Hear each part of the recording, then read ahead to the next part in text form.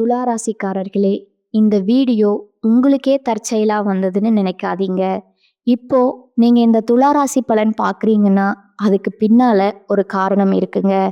சமீப காலமா மனசுல ஏதோ ஒரு குழப்பம் அல்லது எப்ப நல்ல மாற்றம் வரும்னு ஒரு கேள்வி இருந்தா, அந்த கேள்விக்கான பதில தேடி தான் இப்ப நீங்க இங்க வந்திருக்கீங்க. வணக்கம்ங்க. ஒரு நிமிஷம் உங்க கண்கள மூடி யோசிச்சு பாருங்களேன். ராத்திரியோட அமைதியில எல்லாரும் தூங்கும்போது நீங்க மட்டும் தனியா உட்கார்ந்து உங்க வரவு செலவு கணக்க பார்த்துட்டு இருக்கீங்க. அடுத்த மாச வாடகை, பிள்ளைகளோட ஸ்கூல் ஃபீஸ், திடீர்னு வர ஆஸ்பத்திரி செலவு, எவ்வளவு முயற்சி பண்ணியும் கையில இருக்கிற காசு மெதுவா கரைஞ்சு போறத ஒரு மாதிரி கையறு நிலையில பார்த்துட்டு இருக்கீங்க. இந்த உணர்வு உங்களுக்கு ரொம்ப பரிச்சயமானதா இருக்கா? இந்த மனப்போராட்டம் உங்க தூக்கத்தையே கெடுக்குதா? அப்போ இந்த சில நிமிடங்கள் உங்களுக்காக தாங்க. இது வெறும் ஜோதிட விளக்கம் மட்டுமல்ல, உங்க ஆன்மாவுக்கு கிடைக்க போற ஒரு ஆறுதலுங்க. இந்த கேள்விகள் ஏதோ உங்க மனசுக்குள்ள இருந்து கேட்குற மாதிரி இருக்கா? நான் யாருக்கும் கெட்டதுன்னு நினைக்கல, ரொம்ப நேர்மையா தான் உழைக்கிறேன், ஆனா ஏன் என் வாழ்க்கை மட்டும் இப்படி இருக்குதுங்கிற கேள்வி உங்களை ஒவ்வொரு நாளும் வாட்டி எடுக்குதா? ஆமாங்க, துளாராசி அன்பர்களே, நீங்க தனியா இல்ல. உங்க வலி எங்களுக்கு புரியுதுங்க. ஆனா ஒண்ணே ஒண்ணு மட்டும் நல்லா ஞாபகம் வச்சுக்கோங்க. இது ஒரு முடிவே இல்லாத தண்டனை கிடையாதுங்க. இது உங்க ஆன்மாவோட பயணத்துல ஒரு முக்கியமான கட்டம்ங்க. இந்த கட்டத்தை எப்படி ஜெயிக்கிறது, உங்க விதிய எப்படி உங்க கைக்குள்ள கொண்டு வர்றதுங்கிறது ஒரு தெய்வீக வழிகாட்டுதல் தான் இந்த பதிவுங்க. இந்த நம்பிக்கை பாதையில நீங்க முதலடி எடுத்து வைக்கிறதுக்கு முன்னாடி எங்க கிட்ட இருந்து ஒரு சின்ன வேண்டுகோளுங்க. இது மாதிரி ஆழமான ஆன்மீக உண்மைகளையும் உங்களுக்கான வழிகாட்டுதலையும் நீங்க தொடர்ந்து தெரிஞ்சுக்க எங்க சேனலை சப்ஸ்கிரைப் பண்ணி வச்சுக்கோங்க. குடும்பத்துல ஒருத்தரா நீங்களும் இணையுங்க. உங்களோட ஒவ்வொரு ஆதரவும் இதே மாதிரி ஒரு தேடலை இருக்கிற இன்னும் பல பேருக்கு ஒளியத்தை எங்களுக்கு கிடைக்கிற ஒரு பெரிய சக்திங்க. வாங்க இப்போ உங்க ராசியோட ஆணிவேரிய புரிஞ்சுக்க போலாம்ங்க. துலா ராசியில பிறந்த உங்க வாழ்க்கை ஏன் இவ்வளவு போராட்டமா இருக்கு? தயவு செஞ்சு இதை ஒரு சாபமாவோ குறையாவோ பார்க்காதீங்க. இத பிரபஞ்சம் உங்களுக்கு கொடுத்த ஒரு பெரிய கௌரவமா பாருங்க. ஆமாங்க, இது ஒரு கர்ம போராட்டம்ங்க. உங்க ஆன்மாவை அடுத்த லெவலுக்கு கொண்டு போறதுக்காக பிரபஞ்சத்தால ரொம்ப கவனமா டிசைன் பண்ணப்பட்ட ஒரு ஸ்பெஷல் பாதை இதுங்க. ஜோதிட சாஸ்திரத்துல 12 ராசிகள்ல பூர்வ ஜென்ம கர்ம வினைகளை கரைக்கிறதுல துலா ராசிக்கு தான் ஃபர்ஸ்ட் பிளேஸுங்க. இதுக்கு என்ன அர்த்தம் தெரியுமா? உங்க ஆன்மா ரொம்ப மெச்சூர்டான ஒரு ஆன்மாங்க. கஷ்டமான பாடங்களை கூட கத்துக்கிற பக்குவம் உங்ககிட்ட இருக்குன்னு பிரபஞ்சம் நம்புதுங்க. ஸ்கூல்ல நல்லா படிக்கிற ஸ்டூடெண்ட் கிட்ட தானே டீச்சர் கஷ்டமான கணக்கு கொடுப்பாங்க. அதே மாதிரி தான் இந்த வாழ்க்கை, பள்ளியில பிரபஞ்சம் உங்களை தேர்ந்தெடுத்திருக்குங்க. நீங்க சந்திக்கிற ஒவ்வொரு பண கஷ்டமும் உங்க கர்மாவோட ஒரு பகுதியை எரிச்சு உங்களை ஒரு வைரம் மாதிரி ஜொலிக்க வைக்க போகுதுங்க. அதனால துவண்டு போயிடாதீங்க. நீங்க ஒரு பெரிய ஆன்மீக போர்க்களத்தோட மாவீரங்க. சரி, இந்த கர்ம போராட்டத்துக்கு ஜோதிட ரீதியா என்ன காரணம்? இதோ ஸ்கிரீனை பாருங்க. இதுதான் உங்க பண பிரச்சனைக்கான ப்ளூ பிரிண்ட்டுங்க. வாங்க ரொம்ப மெதுவா நிதானமா இதை புரிஞ்சுக்கலாம். துலா ராசிக்கு உங்க 10ஆம் உங்க புதன் அதிபதி, அதாவது உங்க தொழில் வேலையை குறிக்கிற சந்திரன், அவர் உங்க ஜாதகத்துல 2ஆம் வீடான தனஸ்தானத்துல, அதாவது பண வரவுக்கான இடத்துல நீச்சம் அடையறாருங்க. இதனால என்ன ஆகும்னா, நீங்க எவ்வளோ சம்பாதிச்சாலும் அந்த பணத்தை சேமிக்கிறதுங்கிறது ஓட்டையுள்ள பானையில தண்ணி ஊத்துற மாதிரி ரொம்ப ரொம்ப கஷ்டமா இருக்குமுங்க. அடுத்ததா உங்க லக்னாதிபதி, அதாவது உங்களையே குறிக்கிற சுக்கிரனுங்க. அவர் 12ஆம் வீடான விரயஸ்தானத்துல நீச்சம் அடைகிறாருங்க. இதோட விளைவு தேவையில்லாத செலவு, திடீர் நஷ்டம், ஹாஸ்பிட்டல் செலவுன்னு ஏதோ ஒரு ரூபத்துல பணம் உங்களை விட்டு போயிட்டே இருக்குமுங்க. இதுதான் உங்க ஜாதக அமைப்புங்க. ஆனா ஒரு பூட்டு இருந்தா அதுக்கு ஒரு சாவி கண்டிப்பா இருந்தே ஆகணும். அந்த சாவியை தான் நாம இப்ப தேட போறோம்ங்க. உங்க பண போராட்டங்கிறத அந்த பெரிய பூட்டை திறக்க போற முதல் மற்றும் ரொம்ப சக்தி வாய்ந்த தெய்வீக திறவுகோல் வேற யாரும் இல்லைங்க. வேலூர் பொற்கோயில்ல இருக்கிற ஸ்ரீ நாராயணி அம்மன் தாங்க. அந்த தாய் உங்க கஷ்டத்தை எல்லாம் தீர்த்து வளமான வாழ்க்கைக்கு வழிகாட்டு போற கருணை கடலுங்க. இது எப்படி ஒரு மேஜிக் மாதிரி வேலை செய்யுதுன்னு பார்க்குறீங்களா? இதுக்கு பின்னாடி இருக்கிற அஸ்ட்ராலஜி அறிவியலை பாருங்க. துலா ராசிக்கு 10வது இடம், அதாவது கர்மஸ்தானம் கடகராசிங்க. அந்த கடகத்துல தான் தேவகுருவான பிரகஸ்பதி, அதாவது நம்ம குரு பகவான் உச்சங்கிற ரொம்ப பவர்ஃபுல்லான ஸ்டேஜுக்கு வராருங்க. அப்படி உச்சம் பெற்ற குரு அங்கிருந்து தன்னோட 5ஆம் பார்வையால உங்க ராசிக்கு 2ஆம் இடமான தனஸ்தானத்தை, அதாவது உங்க பண வரவுக்கான வீட்டை நேரா பார்க்கறாருங்க. குரு பார்க்க கோடி நன்மைன்னு சும்மா சொல்லல, அது ஒரு காஸ்மிக் விதிங்க.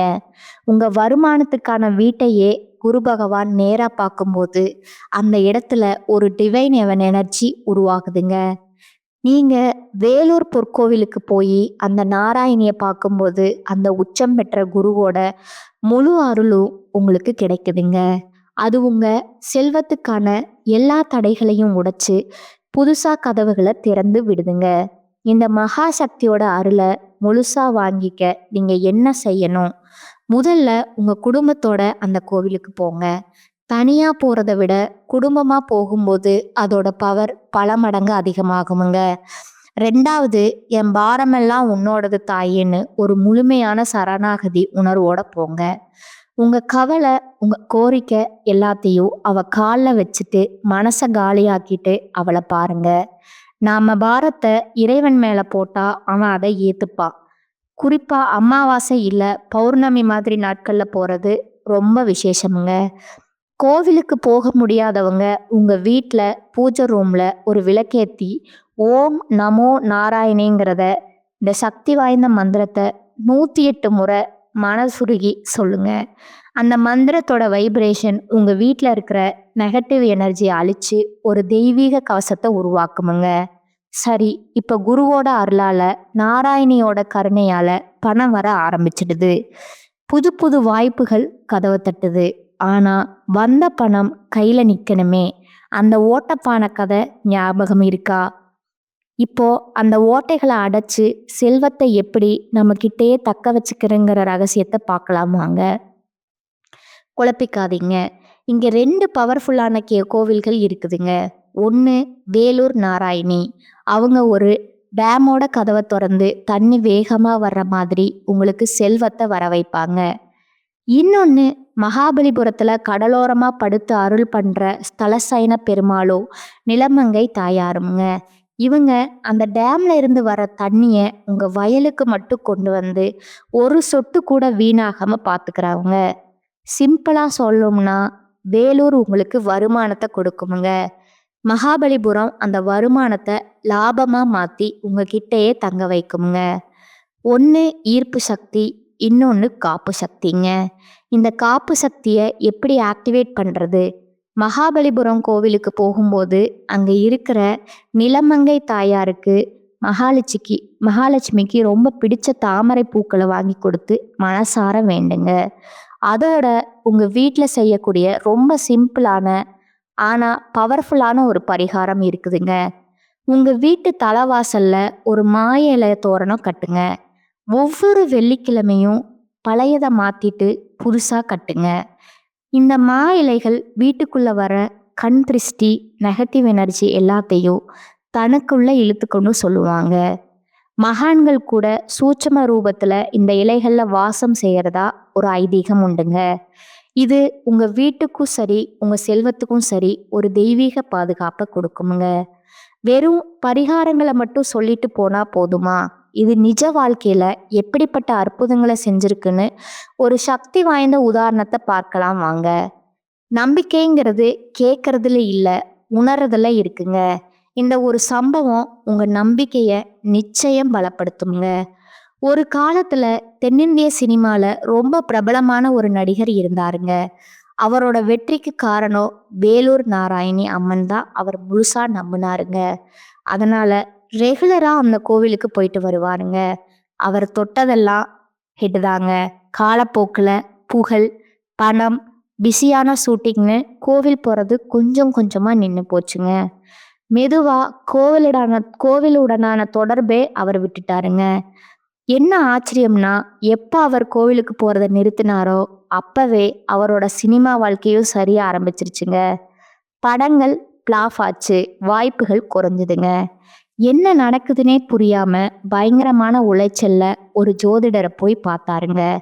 அந்த ஜோதிடர் அந்த நடிகரோட ஜாதகத்தை வாங்கி பார்த்துட்டு சில நிமிஷத்துல அவரை நேரா பார்த்து ஒரே ஒரு கேள்விதான் கேட்டாருங்க.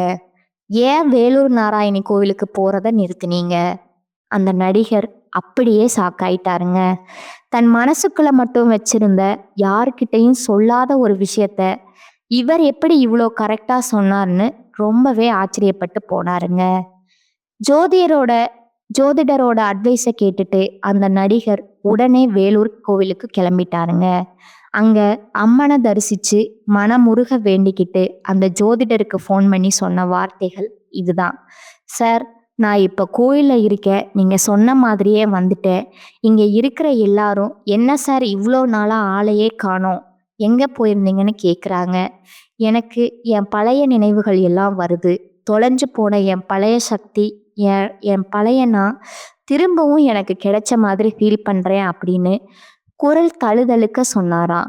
அந்த கோவிலோட தொடர்பு மறுபடியும் புதுப்பிச்சதுக்கு அப்புறம் அவர் இழந்த புகழையும் இடத்தையும் திரும்பவும் பிடிச்சாங்கிறது தான் வரலாறுங்க. இந்த கதையிலிருந்து நாம கற்றுக்க வேண்டிய பாடம் என்னன்னா, கோவில்கள், பரிகாரங்கள் இதெல்லாமே ஒரு கருவி மாதிரி தான்.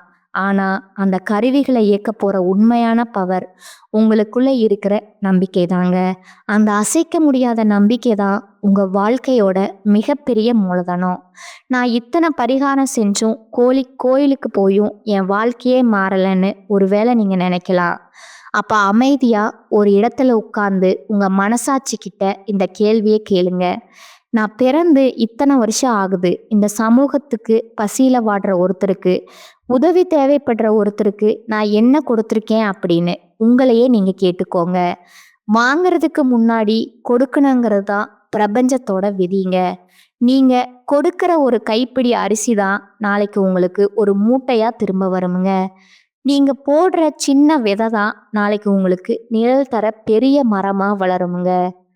கொடுக்கறதுலையே ரொம்ப சிறந்தது அன்னதானமுங்க. வேலூர் பொற்கோவில்ல 3 வேளையும் ஆயிரக்கணக்கான மக்களுக்கு அன்னதானம் நடக்குதுங்க. அங்கே அன்னதானத்துக்காக உங்களால் முடிஞ்ச ஒரு சின்ன தொகையை, அது 10 ரூபா இருந்தாலும் கூட சரி, மனப்பூர்வமாக கொடுங்க. துளாராசிங்கிறது நீதி, தர்மம், சமத்துவம் எல்லாத்தையும் குறிக்கிற சனி பகவானோட உச்ச வீடுங்க. அன்னதானத்தில் 7 பணக்காரன், பெரியவன், சின்னவன் எந்த வித்தியாசமும் இல்லாமல் எல்லாருக்கும் ஒரே சாப்பாடு சமமாக கொடுக்கப்படுதுங்க. இந்த சமத்துவமான செயல் கர்மகாரகனான சனி பகவானை ரொம்பவும் சந்தோஷப்படுத்துமுங்க. இதனால் உங்கள் பூர்வ ஜென்ம கர்ம வினைகள் வேகமாக கரைய ஆரம்பிக்குமுங்க. பிரபஞ்சத்தோட ஆசிர்வாதங்கள் உங்களை தேடி வருமுங்க. இதுவரைக்கும் உங்கள் பிரச்சனைகளோட ஆணிவேரையும் அதை சரி பண்ணுறதுக்கான தெய்வீக வழிகளையும் ரொம்ப டீட்டெயிலாக பார்த்தோமுங்க. இப்போ நீங்கள் வெற்றியை நோக்கி போகிறதுக்கான ஒரு தெளிவான 5 ஸ்டெப் பிளானை உங்கள் முன்னாடி வைக்கிறேங்க. முழு நம்பிக்கையோட இந்த பாதையில் உங்கள் முதல் அடியை எடுத்து வைங்க. உங்கள் செழிப்புக்கான பயணம் இதோ. ஸ்டெப் 1 ஏற்றுக்கிறதுங்க. உங்கள் வாழ்க்கை ஒரு கர்ம பயணம்ங்கிறத புரிஞ்சுக்கிட்டு அது முழு மனசோட ஏற்றுக்கோங்க. அந்த ஸ்டெப் இருக்கிறதுங்க. செல்வத்தோட கதவுகளை திறக்க வேலூர் நாராயணியோட அருளை பெறுங்க. ஸ்டெப் 3வது பார்த்தீங்கன்னா பாதுகாக்கிறதுங்க. வந்த செல்வத்தை வீணாக்காம காக்க மகாபலிபுரம் ஸ்தலசேன பெருமாளை வணங்குங்க. அடுத்ததா ஸ்டெப் 4 பார்த்தீங்கன்னா பராமரிக்கிறதுங்க. உங்கள் வீட்டில் பாசிட்டிவ் எனர்ஜியை மெயின்டைன் பண்ண மாயிலை தோரணத்தை பயன்படுத்துங்க. கடைசியாக ரொம்ப ரொம்ப முக்கியமான 5வது ஸ்டெப்பு நம்புறதுங்க. இந்த முழு பயணத்தையும் அசைக்க முடியாத நம்பிக்கையோடையும் முழுமையான சரணாகதியோடையும் செய்யுங்க. உங்க தலையெழுத்த மாத்தி எழுதுறதுக்கான தெய்வீக சாவிகள் இப்போ உங்க கையில கொடுக்கப்பட்டாச்சுங்க. உங்க பிரச்சனைகளுக்கான பூட்டும் உங்ககிட்ட இருக்குங்க. அதை திறக்கிற சாவியும் உங்ககிட்ட கொடுத்தாச்சுங்க. இனிமே அந்த பூட்டை திறந்து வளமான வாழ்க்கைக்குள்ள போறதா வேண்டாமுங்கிறத முடிவு பண்ண வேண்டியது நீங்க தாங்க. உங்க விதியை ஜெயிக்க, அந்த மாற்றத்தை உருவாக்க நீங்க தயாரா இருக்கீங்களா? இந்த வழக்கம் உங்க மனசுல இருந்து பாரத்தை இறக்கி இறக்கி வச்சு ஒரு புது நம்பிக்கைய கொடுத்துருக்கும்னு நான் மனசார நம்புறேங்க. அடுத்ததா உங்களோட நட்சத்திர பலன்களை பார்க்கலாங்களா? உங்களுக்கு இந்த வரக்கூடிய மார்ச் 15 பிறகு பார்த்தீங்கன்னா, சனியுடைய வக்ர நிவர்த்தியும், குருவுடைய வக்ர பயிற்சியும், சுக்கிர பயிற்சி, சூரிய பயிற்சி, ராகு கேது பயிற்சி, அது மட்டும் இல்லாமல் கடைசியாக பார்த்தீங்கன்னா உங்களுக்கு 5 வருட கிரகங்களுடைய சேர்க்கைன்னு ஒவ்வொரு காலகட்டத்திலையும் உங்களுக்கு இந்த பலன்கள் கிடைக்க போகுதுங்க. அதன் மூலமா இனி வரக்கூடிய நாட்களை பொறுத்த வரைக்கும் உங்களுக்கு மிகப்பெரிய ஒரு ராஜயோகத்தை கொண்டுள்ள நாட்களாகவே பார்க்கப்படுதுங்க. முதலாவதா மார்ச் 15ஆம் தேதிக்கு பிறகு சனியுடைய வக்ர நிவர்த்தியானது ஸ்டார்ட் ஆக போகுதுங்க. அது என்ன சாமி சனியுடைய வக்ர நிவர்த்தி அப்படின்னு நிறைய பேர் கேட்பீங்க. தற்பொழுது சனி பகவான் மீன ராசியில வக்ர நிவர்த்தி அடைய போறாருங்க. அப்படி வக்ர நிவர்த்தி அடையறதுனால என்ன ஆகும்னா, இத்தனை நாட்களா நெகட்டிவாகவும் மைனஸாகவும் மட்டுமே செயல்பட்டு கொண்டிருந்த சனி பகவான் தற்பொழுது உங்களுக்கு ப்ளஸ்ஸாக மாறி செயல்பட போகிறாருங்க. அப்படி ப்ளஸ்ஸாக மாறும்போது என்ன ஆகும்னா, கடந்த காலகட்டங்களில் சனி பகவான் மூலமாக உங்கள் வாழ்க்கையில் நீங்கள் எதையெல்லாமோ இழந்துட்டு கஷ்டப்பட்டுட்டு வருத்தப்பட்டுட்டு இருக்கீங்களோ அது அனைத்தும் திரும்ப பெறக்கூடிய ஒரு காலகட்டமாக பார்க்கப்படுதுங்க.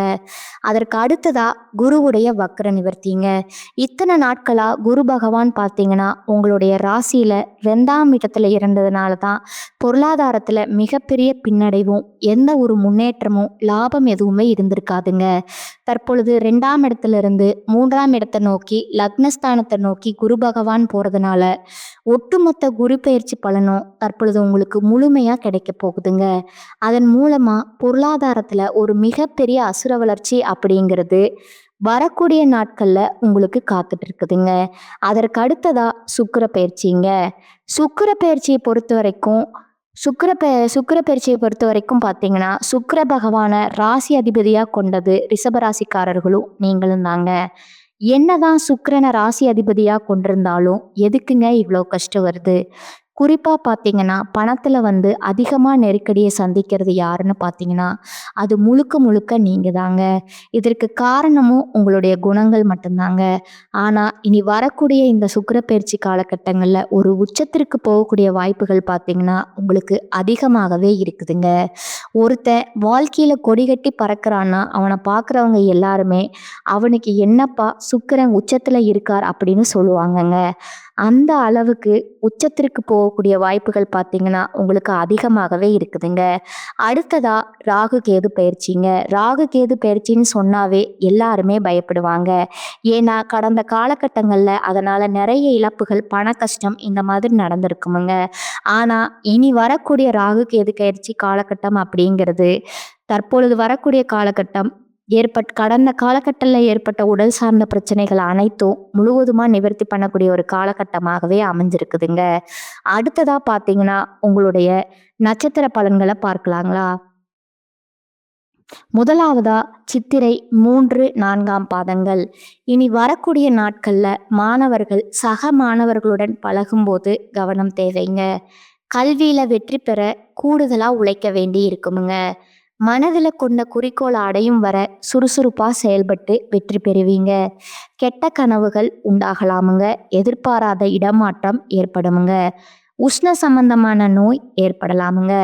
2ஆவதா சுவாதி நட்சத்திரக்காரங்க. இனி வரக்கூடிய காலகட்டத்தில் எதிர்பார்த்த பணம் கைக்கு வர தாமதமாகுமுங்க. அதனால திடீர் பண நெருக்கடி வரலாமுங்க. இடம் பொருள் அறியாம பேசுவதால அடுத்தவர்களிடம் மனஸ்தாபம் உண்டாகலாமுங்க. தொழில் வியாபாரத்துல திடீர் செலவுகள் உண்டாகுமுங்க. பண வசூல் தாமதப்படலாமுங்க. வீண் அலைச்சல் இருக்குமுங்க. உத்தியோகத்துல இருப்பவர்களுக்கு தேவையற்ற பயணம் செல்ல நேரலாமுங்க. கூடுதல் பொறுப்புகள், அடுத்தவர் பணியை செய்வது போன்றவையும் வந்து சேருமுங்க. 3வதா விசாகம் 1, 2, 3ஆம் பாதங்கள். இனி வரக்கூடிய காலகட்டத்துல குடும்பத்துல இருப்பவர்களுடன் அனுசரித்து செல்வது நல்லதுங்க. கணவன் மனைவிக்கு இடையே மனம் விட்டு பேசி எடுக்கும் முடிவுகள் நன்மை தருவதா இருக்குமுங்க. பிள்ளைகளின் எதிர்காலம் பற்றிய கவலை உண்டாகலாமுங்க. எதிர்பாராத செலவு உண்டாகுமுங்க. அடுத்தவர்களிடம் பழகுவதுல கவனம் தேவைங்க. பண வரத்து தாமதப்படுமுங்க. கலைத்துறையினருக்கு சோதனைகள் மிகுந்த காலமாக இருக்குமுங்க. வாய்ப்புகள் இருந்தாலும் உடல் நலம் ஒத்துழைக்காமல் போகலாமுங்க. உங்களுக்கான பரிகாரம் பார்த்தீங்கன்னா விநாயக பெருமானை வணங்குவது நன்மை தருமுங்க. இந்த சேனல் உங்களுக்கு பிடிச்சிருந்தா லைக் பண்ணிக்கோங்க, ஷேர் பண்ணிக்கோங்க. வாழ்க வளமுடன், வாழ்க பல்லாண்டு. நன்றி, வணக்கம்.